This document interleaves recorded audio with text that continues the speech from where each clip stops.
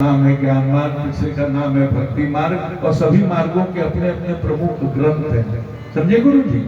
जैसे कर्म मार्ग में पूर्व मीमांसा जिसके आचार्य जैमिनी जी हैं, कर्म मीमांसा जिसके आचार्य भारद्वाज जी हैं, उसी तरह ज्ञान मार्ग में एक वेदांत है। वेदांत आपने नाम सुना, व्यास जी हैं इसके रचयिता।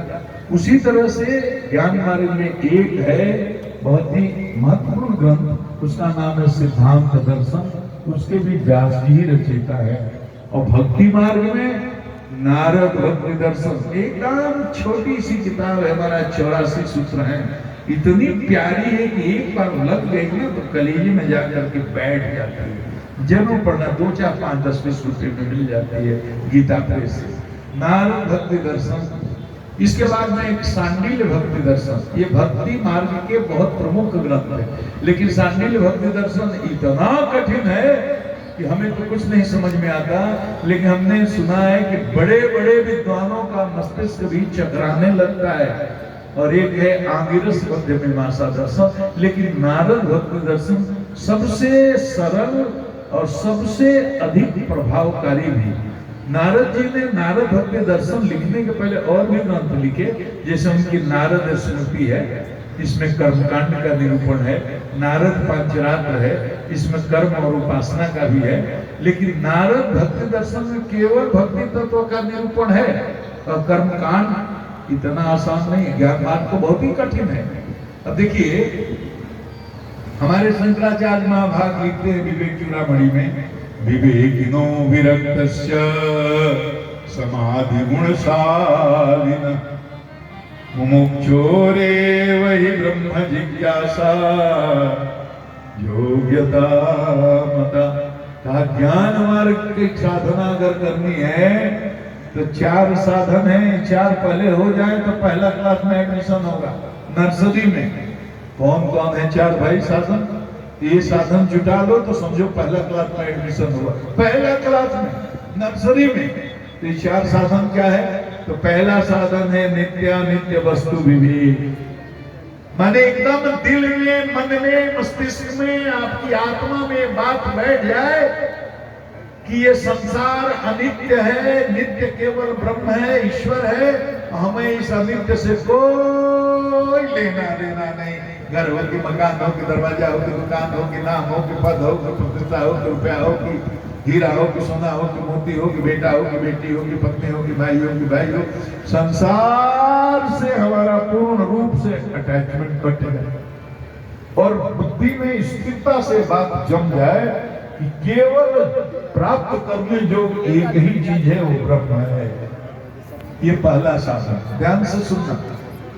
दूसरा साधन ये है यह मूत्र फल भोग विराग।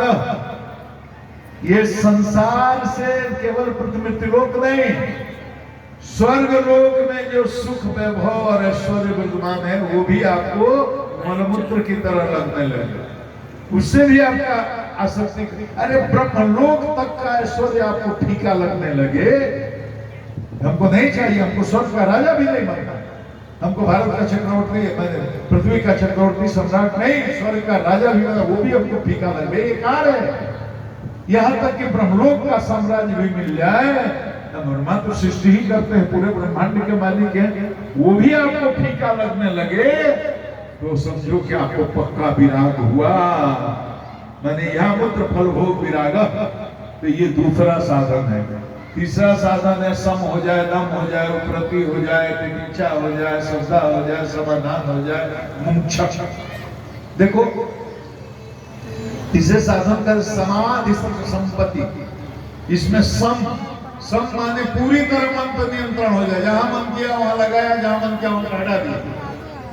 1 सेकंड में संसार, 1 सेकंड में है, कौन है पुत्र नहीं पहचान, कौन है पत्नी नहीं पहचानता है, ये हीरा है कि कोयला है कि मिट्टी है कि रुपया है कि कागज का टुकड़ा है, कोई मतलब नहीं। मन का इतना नियंत्रण हो जाए कि जब जहां चाहे बटोर ले, जब जहां चाहे फैला दे। मन के नियंत्रण को सम कहते हैं। दम कहते हैं इंद्रियों को नियंत्रण। मन का सम हो जाएगा तो दम हो जाएगा। मन इंद्रियों का स्वामी है, मन पर नियंत्रण हो गया तो इंद्रियों पर नियंत्रण हो गया, सम सध गया तो दम सध गया। उसके बाद उपरति मैंने वैराग्य, तितिक्षा, मेरे मुंह को कोई थूक रहा है कि माला पहन रहा है कि जूता मार रहा है कि गाली दे रहा है कि अपमान कर रहा है कि सम्मान कर रहा है, एकदम उसमें हमारा भीतर कोई कोलाहल नहीं, हलचल नहीं हो, हमारे अंतःकरण में कोई हलचल नहीं कि इन्होंने मान कर दिया, इन्होंने सम्मान कर दिया, मान कर दिया तो फूल गए, अपमान कर दिया तो बिदक गए, तितिक्षा हो जाए। तो मुमुक्षक माने मुक्त होने की तीव्र इच्छा, आग लग रही है, हमें मुक्त होना है, मुक्त होना है, मुक्ति चाहिए और कुछ नहीं चाहिए। तो बताओ ये तीसरा चौथा साधन है। अब इतनी तैयारी हो जाए तो ज्ञान मार्ग में पहला क्लास में एडमिशन होगा। ये बताइए कितने जन्म लगेंगे।